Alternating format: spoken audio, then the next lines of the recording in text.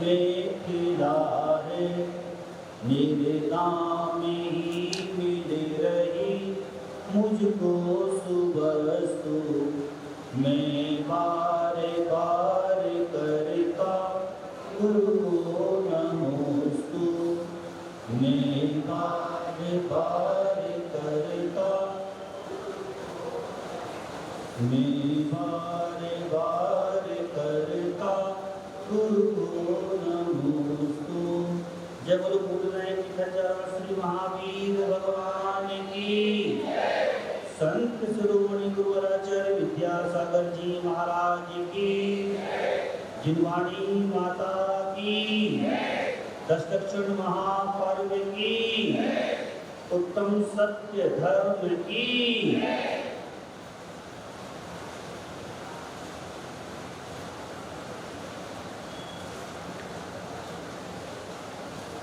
एक बार एक संगीतकार के पास एक व्यक्ति संगीत सीखने के लिए गया। तो संगीतकार ने उससे पूछा कि भैया, हमारे पास आने से पहले आपने कहीं और से भी संगीत की शिक्षा ली है क्या? तो उस व्यक्ति ने कहा कि हाँ गुरुजी, आपसे पहले हमने 5 साल संगीत का अध्ययन किया है। आप फीस क्या लेंगे ये बताइए। तो उन्होंने कहा वैसे तो मैं 1000 रुपये महीने लेता हूं, लेकिन तुमसे मैं 2000 रुपये महीने लूंगा। उस व्यक्ति को बड़ा आश्चर्य हुआ और उसने गुरु से कहा कि गुरुजी, हमने तो पहले से सीखा हुआ है और आप 1000 की जगह 2000 रुपये मांग रहे हैं। तो गुरुजी ने कहा कि जो आपने पहले गलत सलत सीखा है उसको मिटाने का हम आपसे 1000 रुपये ले रहे हैं। सिखाना तो बहुत बाद की बात है, पहले जो आपने याद किया है ना उसको मिटाना बहुत कठिन है। वो मिट जाए तब मैं कुछ सिखा पाऊंगा, इसीलिए मैं आपसे 2000 रुपये मांग रहा हूं। आज हम सभी के बीच में दशदक्षिण पर्व का ये 5वां दिन, उत्तम सत्य का दिन आया है। वस्तुतः लोगों के मुंह से आपने सुना होगा और आप लोग भी इस शब्द का प्रयोग बहुत करते होंगे कि देखो यार, अगर मैंने सत्य बोल दिया ना तो तुम्हें बुरा लग जाएगा। बोलते कि नहीं बोलते? अगर मैंने सत्य बोल दिया तो बुरा लग जाएगा। कुछ लोग बोलते हैं कि सत्य तो बहुत कड़वा होता है, तुम सुन नहीं पाओगे। कहते हैं कि नहीं कहते? वस्तुतः जो लोग ये कहते हैं कि मैं सत्य बोलूंगा और तुम सुन नहीं पाओगे, इसका मतलब है मुझे सत्य बोलना आता ही नहीं है। जो ये कह रहा है कि सत्य कड़वा होता है, उसे भी पता नहीं है कि सत्य होता क्या है। अगर आप एक चिंतन करें या मैं एक चिंतन करूं कि दूध से लेकर के घी बनने की जो प्रक्रिया है वो व्यवहार से निश्चय की एक प्रक्रिया है। आपको बड़ा आश्चर्य होगा अगर थोड़ा भी सिद्धांत आप लोगों ने पढ़ा होगा तो, कि जिस बात को हम सत्य और झूठ के तराजू पे तोल रहे हैं उसका सत्य से लेना देना है ही नहीं। क्योंकि हम बोलने को, भाषा परगना को सत्य और झूठ मान लेते हैं, जबकि आचार्य उमास्वामी महाराज लिखते हैं कि शब्द, बंध ये सब उत्कल द्रव्य की पर्याय हैं। अगर सिद्धांत पढ़ाओ, तत्वसूत्र पढ़ाओ तो जितने भी शब्द निकल रहे हैं ये सब उत्कल द्रव्य की पर्याय हैं और सत्य आत्मा का मूलभूत स्वभाव है। तो बोलने का आत्मा के स्वभाव से क्या लेना देना? इसका मतलब यह है कि आज तक हमने जो समझा है जो पढ़ा है एकदम गलत पढ़ा है, एकदम गलत पढ़ा है।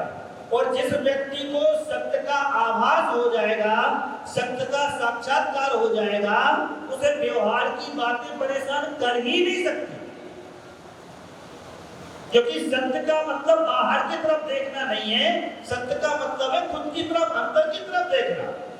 और जितना जितना कोई व्यक्ति सत्य के पास पहुंच जाएगा, उतना उतना वो शरीर से, बाहर के लोगों से, यहाँ तक कि विभाव परिणति से एकदम अलग होता चला जाएगा। सत्य में बोलने की आवश्यकता नहीं होती है, सत्य बिना बोले भी बोला जा सकता है। तो पहले तो ये समझो कि सत्य है क्या, क्योंकि प्रश्न पूछने हैं तो 5, वो कोरम भी पूरा करना है। तो सत्य वो है कि जो चीज हमने जैसी देखी है, जैसी सुनी है या जैसी पढ़ी है, उसे ठीक वैसा ही कहना। बात समझ रही ना? जो चीज जैसी देखी है, जैसी सुनी है या जैसी पढ़ी है, उसे ठीक वैसा ही कहना सत्य है। फिर आचार्यों ने कहा कि नहीं, लेकिन ये आपके लिए नहीं है, ये तो महाव्रतियों के लिए है। अगर आप ऐसा करेंगे तो आपका संसार नहीं चल पाएगा। क्योंकि अगर बच्चे को मंदिर जाने की लत लगानी है तो क्या कहते हैं कि बेटा रोज मंदिर जाएगा तो इस बार तेरी 80% बनी है, नेक्स्ट टाइम तेरी 90% बनेगी। अब ये सत्य है क्या? सत्य है क्या? पर एक व्यक्ति को संस्कारवान बनाने के लिए एक झूठ बोला गया कि तू रोज मंदिर जाएगा तो तेरी 90% बनेगी, बाकी मंदिर जाने का और 90% बनने का दूर तक कोई लेने देना है ही नहीं। है क्या? तुम रोज मंदिर जाओ, रोज पूजा करो, परीक्षा में पास हो जाओगे? है जी? तुम्हारे टीचर रवि भैया पास कर देंगे इंजीनियर वालों को? है जी? वो रोज पूजा करता है, 2 घंटे 3 घंटे पूजा करता है, तो पास हो जाएगा? इंटरव्यू देने जाना तो उससे कहना कि साहब मैं 3 घंटे रोज पूजा करता हूं, फिर सिलेक्शन हो जाएगा? है जी? कभी किसी दुकान पे कपड़े खरीदने जाना और उससे कहना भैया देख वैसे तो है नहीं 3 घंटे पूजा करता हूं, दे देगा? नहीं। इसका मतलब यह है कि धर्म एकदम अलग चीज है, धार्मिक क्रिया एकदम अलग चीज है, सत्य एकदम अलग चीज है और व्यवहार एकदम अलग चीज है। तो करना क्या? आचार्यों ने कहा कि व्यवहार में जिन भाषा वर्गणाओं को आप उपयोग करते हैं, उन भाषा वर्गणाओं में 3 शर्तें जोड़ दी उन्होंने कि भैया बोलो, लेकिन हितकारी बोलो, मितकारी बोलो और प्रिय बोलो। कैसा बोलो? हित, मित और प्रिय। लेकिन हम इसका ध्यान नहीं रखते। हम तो कहते हैं कि सत्य एकदम कड़वा होता है।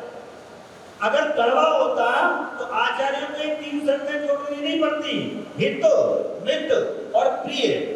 अब जरा समझो कैसे। तो एक जंगल में एक साधु महाराज रहते थे, ध्यान से सुनना बिल्कुल। एक जंगल में एक साधु महाराज रहते थे और एक राजा अपने सैनिक सेनापतियों के साथ उसी जंगल में से निकल रहा था। थोड़ा आगे चले तो राजा रास्ता भूल गया, सेनापति कहीं और निकल गया और सैनिक कहीं और निकल गए। अब वो ऐसा भूल भुलैया था वहां कि सब लोग चारों तरफ घूम रहे थे पर एक दूसरे को ढूंढ नहीं पा रहे थे।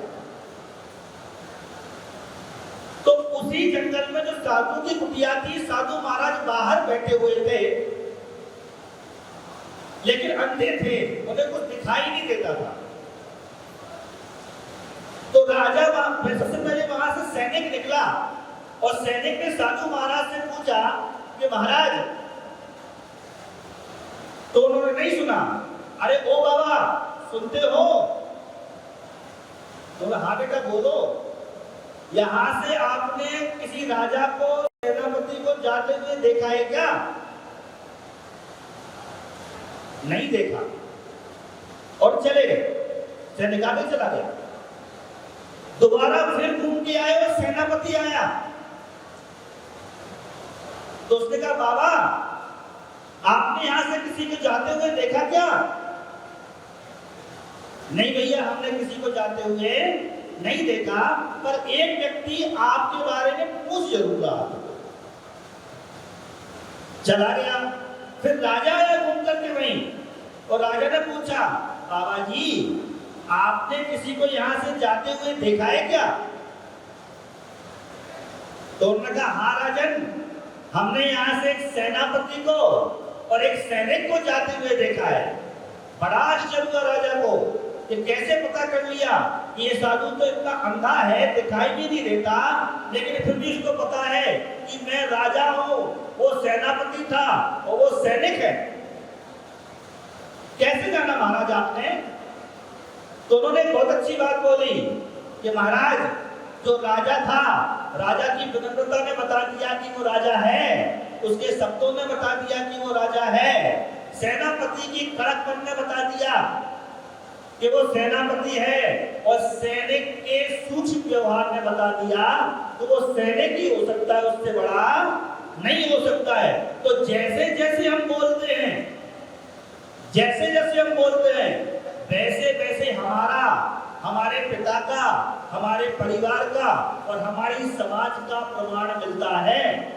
आपको लगता है कि आप गाली गलौज कर रहे हो तो निकल जाओगे, नहीं। अगर कोई समझदार व्यक्ति होगा तो पता कर लेगा कि इस घर का व्यवहार क्या होगा, इसके घर में संस्कृति क्या होगी और इसके माता पिता कैसे होंगे। नीतिकार लिखते हैं कुल्हा प्रसूतस्य न पाणि पद्मम न जाट जाटस्य शिरो विशालम यदा यदा मुच्यति वातिमानम तदा तदा जाति कुल प्रमाणम। कैसे पता करें कि ये कुलवान व्यक्ति है? तो कहते हैं कि जो कुलवान व्यक्ति होता है उसके हाथ में कोई कमल का फूल नहीं खिलता, ये पहचान हो जाए कि ये कुलीन व्यक्ति है। और कोई नीच कुल का व्यक्ति है तो उसके सिर पे कोई सींग नहीं उगते। तो कैसे पता करते हैं? तो कहते हैं कि जैसे जैसे वो बोलता है, यदा यदा मुच्यति, जैसे जैसे वो बोलता है वैसे वैसे उसके जाति का, कुल का, परिवार का प्रमाण मिल जाता है। तो सत्य धर्म ना केवल हमें हमारी आत्मा से साक्षात्कार कराने के लिए आया है, बल्कि व्यवहारिक जीवन में हमें किन शब्दों का प्रयोग करना है, कितना करना है, कैसे करना है, इसका भी बताने के लिए आया है। अगर किसी व्यक्ति को शब्द धर्म समझ में आ जाए तो इतना अच्छा व्यवहार कुशल हो सकता है तो उसे बाहर से कहीं कोई बॉडी लैंग्वेज और स्पीकिंग लैंग्वेज सीखने की जरूरत नहीं है, वो अपने आप इतना निपुण हो जाए।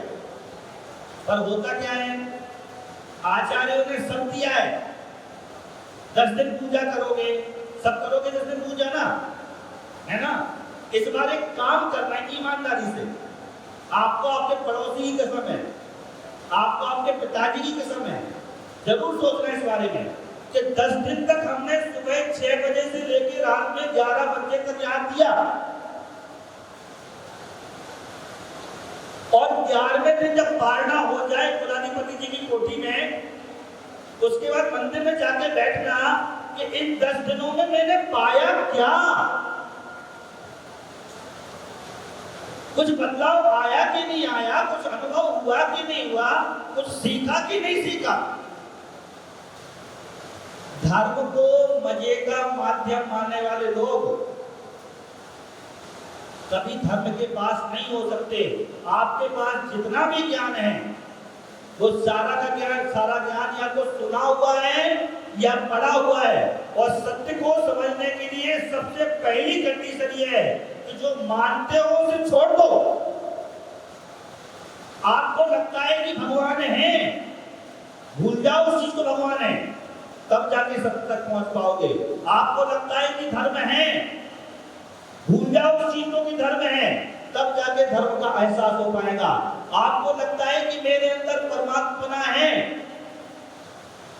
तो ये हमने सुना है कि हर एक आत्मा सिद्धों के जैसी है, हर एक आत्मा में भगवान बनने की शक्ति है, पर ईमानदारी से रटा हुआ ज्ञान है। किसी को आभास भी है कि हम हाँ तीर्थंकर बन सकते हैं। आज मैंने सुबह ही पूछा था कि कितने लोग तीर्थंकर बनना चाहते हैं, सबने हाथ खड़ा कर दिया कि हम तीर्थंकर बनना चाहते हैं। पर अपने आत्मा से आत्मा होकर हम करके तो देखें कि क्या वास्तव में एक गुण भी है वर्तमान में जो हमें तीर्थंकर प्रकृति का भंग करा दे, भगवत सत्ता का एहसास करा दे। एक गुण भी है? अगर नहीं है तो कैसे बन जाओगे? बोलने से बन जाओगे, सोचने से बन जाओगे। धर्म का मतलब सीधा सीधा आपसे है। धर्म का मतलब पंडित जी से नहीं है, धर्म का मतलब इस पांडाल से नहीं है, संगीतकार से नहीं है। आपकी थाली में क्या सामग्री रखी है इसका भी धर्म से कोई लेना देना नहीं है। ये सारे के सारे अवलंबन हमारे केवल मन को लगाने के माध्यम मात्र हैं। अगर ये ना भी हो तो भी आप धार्मिक हो सकते हो, और ये सारी चीजें हो तो तब भी कोई धार्मिक हो ही जाए इसकी कोई गारंटी नहीं है। एक बार हम सुरेश जी बाबू जी से बात कर रहे थे, हमने कहा बाबू जी इतना सारा खर्चा करते हैं आप, क्या मिलता है? बोले हमारी भावना तो ये है कि जितने बच्चे बैठ सकें, जितने लाभ ले सकें उतना लाभ ले लें, हम तो यही कर सकते हैं। बताओ उनके प्रयास में कहाँ कमी है ना? अगर कोई आपको बढ़िया दाल बाटी चूरमा का निमंत्रण दे और बढ़िया से खिलाए लेकिन तुम्हें ना बचे तो गलती खिलाने वाले की कि खाने वाले की? हैं? आपको सब दे दिया, आपके पिता ने आपको पैसा दे दिया पढ़ाई करने के लिए, दिया कि नहीं दिया? आप पिता से कभी पूछना कि जो आपको वो साल में जितना पैसा देते हैं वो कैसे निकालते, पूछ के देखना उनसे। पर कोई बात नहीं, बच्चा आगे बढ़ जाए, हम अपनी कमी कर लेंगे। उन्होंने दे दिया। यूनिवर्सिटी में जो सुविधाएं आपको बाहर नहीं मिल सकती थी उससे अधिक सुविधाएं आपको यहां मिली, और आपको बच नहीं रहा, बच रहा है। दिल पे हाथ रख के देखना कि जो साधन, जो सुविधाएं हमें मिली हैं, बहुत सारे लोग ऐसे हैं भैया, ऐसे लोग हैं कि सुबह से शाम तक पापड़ बेचते हैं, पापड़, और फिर वहां जाके देखते हैं कि आईएएस की तैयारी कर रहे हैं। उनसे पूछो, हमें तो सब मिला है, क्या नहीं मिला बताओ? अच्छा खाना, अच्छी सुविधाएं, धार्मिक स्थान, अच्छे लोगों का सानिध्य, फिर भी हम सत्य को नहीं पहचान पा रहे हैं कि जाना कहाँ है। तो याद रखना 2 से 3 साल आपके पास और है, 2 से 3 साल। 3 साल के बाद आपको खुद ही आप निकलते निकलते आभास हो जाएगा यहाँ से कि आप जीवन में क्या हो सकते थे और क्या हुए। ये पक्की बात है। तो सत्य धर्म हम आपको आध्यात्मिक दृष्टि से समझाने की कोशिश नहीं कर रहे हैं, सत्य धर्म को इस दृष्टि से समझाने की कोशिश कर रहे हैं कि अगर सत्य को समझ गए तो जिसे आप मित्र मान रहे हो यहाँ, वो आपका मित्र नहीं है। जिसे आप सुख मान रहे हो वो सुख नहीं है, आने वाले समय में बहुत बड़ा दुख बनने वाला है। जिस दिन आप सफल होंगे उस दिन आपके हजारों मित्र होंगे, और जिस दिन आप असफल होंगे ना तो हजारों मित्र भी में से आपके पास एक नहीं हो, एक नहीं हो। तो इसका मतलब यह है कि संसार में व्यवहारिक जीवन जीने के लिए व्यवहारिक सफलता का होना महत्व आवश्यक है। अगर कोई सफल नहीं है तो ना तो उसका कोई रिश्तेदार होता है, ना कोई मित्र होता है, ना संबंधी होता है। आप करके देख लेना। एक बहुत अच्छा प्रयोग है, मैंने बताया नहीं बताया, मुझे पता नहीं है। जितने शादीशुदा लोग बैठे हैं यहाँ, साहब, भाभी, कभी ये पता करना हो कि आपके पतिदेव आपको प्रेम करते हैं कि नहीं करते हैं, कभी पता करना, तो बहाना मार के 3 महीने के बिस्तर पे लेट जाना। 3 महीने के, 3 महीने में पता लग जाएगा अर्चना भाभी कि आप पति आपको कितना प्यार करता है 3 महीने में। और अगर किसी पति को पता करना हो कि उसके पत्नी उसे प्यार करती है, तो जो मासिक सैलरी आती है वो देना बंद कर दो। कह दो भैया पैसा मिल नहीं रहा है, सुरेश जी बाबू जी ने कह दिया है कि भैया 6 महीने तक किसी को कोई तनख्वाह हम देंगे ही नहीं, अब इतने नहीं काम चलाओ, जो है जैसा है। फिर आप देखना कि 6 महीने में आपकी धर्मपत्नी का स्वभाव क्या होता है। विपिन भैया आप हंस तो रहे हो, पर करके देखना कभी, आपको पता लग जाएगा कि 6 महीने में ऐसा भाभी है कि आपका भविष्य है, पता लग जाएगा, पक्की बात। तो कहने का मतलब इतना है कि संसार में जितने संबंध हैं, जितने रिश्ते हैं, एकमात्र सत्य यह है कि अगर आपके पास कुछ है, एक सूत्र आता है तत्वसूत्र में, स्निग्ध रुक्षत्वाद बंधा, पढ़ाया आप लोगों ने, कितने लोगों ने पढ़ाया सूत्र? स्निग्ध रुक्षत्वाद बंधा एक सूत्र है, जो चिकना होगा उससे ही रूखा चिपकेगा। जहां चिकनाहट होगी ना साहब, तो रूखी चीज आकर उससे चिपक जाएगी, लेकिन अगर चिकनाई नहीं होगी तो चिपकेगी नहीं। इसका मतलब ये है कि अगर हमारे पास कुछ होगा तो लोग हमारे पास आएंगे, अगर कुछ होगा ही नहीं तो आपके पास कोई आने वाला नहीं है। ये लड़कियां हंस तो रही हैं, पर सच्चाई तो बेटा यही है ना। तुम्हें लग रहा है कि तुम लिपस्टिक लगा करके, टाइट कपड़े पहन करके निकल जाओगे और 4 लोग तारीफ कर देंगे, तो लगता है ओ संसार के सबसे सुंदर आदमी तो हम ही है ना। लेकिन तुम्हें पता नहीं है तुम्हें कि जिस सौंदर्य की वो प्रशंसा कर रहा है, वो व्यक्ति तुमसे बेहतर जब मिलेगा तो तुम्हें छोड़ने में 1 मिनट नहीं लगाएगा। ये संसार है, पक्की बात है। एक मजाक की बात बोल रहा हूं मैं, सत्य धर्म के दिन अजनबी एक घर में गया मैं दिल्ली में, बहुत बड़ा परिवार, बच्चे सारे ध्यान से सुनना।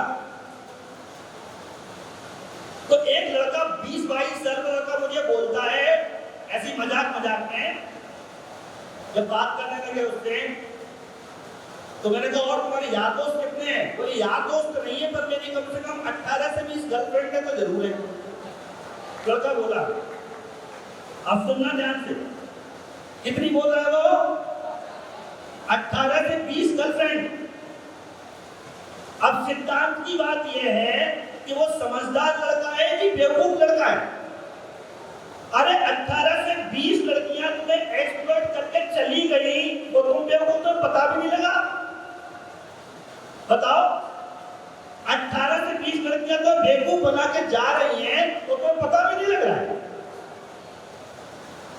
सत्य को समझो, स्निग्ध रुक्षत्वाद बंधा। अगर स्निग्धता होगी तो रूखापन आएगा। अगर दोनों में गुण होंगे, शादी होगी ना, शादी अगर बराबर गुण हो ना कुंडली में, तो कहते हैं शादी ना करो। एक के गुण कम होना चाहिए, एक के गुण ज्यादा होना चाहिए, और बराबर गुण हो जाए तो नहीं पड़ती। क्यों नहीं बढ़ती? क्योंकि 2 लिक्विड होंगे तो मिक्सअप नहीं होंगे।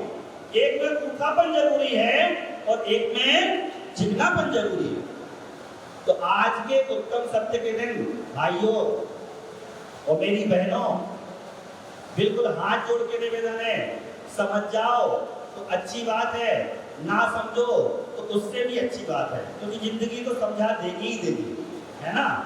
तो कहने का सिर्फ मतलब इतना सा है कि सत्य वो है जो देखा है, सुना है, पढ़ा है, ऐसी चीज कहना, लेकिन वो हमारे लिए नहीं है। तो हमारे लिए है क्या? हितकारी, मितकारी और प्रिय। बोलो, सोच समझ के बोलो, बकवास मत करो। नहीं पता है तो बोल दो। और जैनों के लिए तो आचार्यों ने इतना बढ़िया सूत्र दिया, उसे कहते हैं अनेकांतवाद। आप आज से 50 साल पहले किसी भी जैन से बात करते, उससे कुछ ही पूछो तो एक शब्द जरूर बोलता था, भैया मेरे हिसाब से तो ये है, बाकी आप देख लो। मेरे हिसाब से तो ये है, बाकी आप देख लो, क्योंकि मैं जो कह रहा हूं वो पूर्ण नहीं है, बिल्कुल जरूरी नहीं है। आपसे कोई पूछे कि भारत की किस दिशा में हिमालय है, बताओ। भारत की किस दिशा में हिमालय है, बताओ। है जी, उत्तर में ना। और चाइना की किस दिशा में भाई हिमालय है, दक्षिण में। अब अगर भारत का आदमी बोले कि नहीं उत्तर में हिमालय है, और चाइना का आदमी बोले कि नहीं दक्षिण में हिमालय है, झगड़ा हो जाएगा कि नहीं हो जाएगा? हो जाएगा ना। लेकिन भैया चाइना वालों के हिसाब से वो दक्षिण में है और भारत वालों के हिसाब से कहां है, उत्तर में। समझ गए? तो कभी भी बोलो एक शब्द जरूर लगा लो उसके साथ, भैया मेरे हिसाब से ऐसा है, बाकी आप देख लो, विवाद ही नहीं होगा। और नहीं नहीं ऐसा ही है, वो गलत हो जाता है। कभी नहीं बोलना चाहिए ऐसा है, केवल तभी बोलना चाहिए जब आपने सिद्धांत पढ़ा हो। सिद्धांत ना पढ़ा हो तो ऐसा नहीं बोलना चाहिए। तो आज उत्तम सत्य के दिन हम सभी लोग केवल ये आत्मचिंतन करें कि इन पूजा से, इस प्रचार से और इस पूरे माहौल से हमने अभी तक क्या पाया।